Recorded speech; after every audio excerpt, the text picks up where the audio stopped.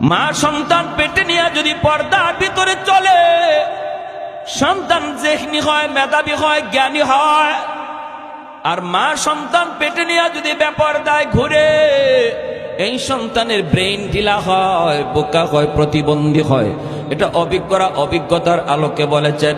এজন্য বাইরা মনে রাখবেন, যুবক, সবার আগে যদি একটা সুন্দর সন্তান চাও, নেককার একটা ছেলে যাও, আগে মা, ভালো একটা মা তোমাকে তালাশ করতে হবে।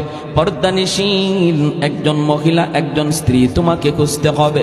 কোরআন তেলাওয়াতকারিনী একজন মা তার জন্য আনতে হবে।